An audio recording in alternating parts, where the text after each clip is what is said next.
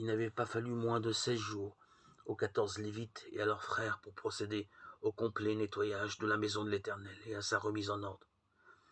Mais il ne suffit pas qu'elle soit vide, balayée et ornée, Matthieu 12, 44. Le culte de l'Éternel doit maintenant y être rétabli.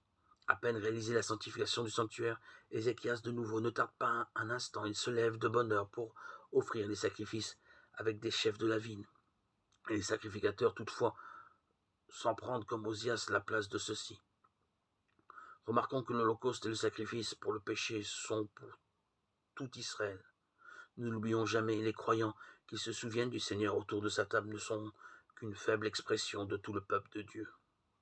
Le pain et la coupe rappellent le sacrifice offert non seulement pour le petit nombre de ceux qui sont présents, mais pour la multitude des rachetés composant l'Église universelle. Enfin, le cantique accompagne l'Holocauste, s'il ne pouvait le précéder. Pas de louange, pas de joie possible avant l'œuvre de Golgotha. Mais maintenant qu'elle est accomplie une fois pour toutes, le service des vrais adorateurs peut commencer, et il ne finira jamais. Psaume 84, 4.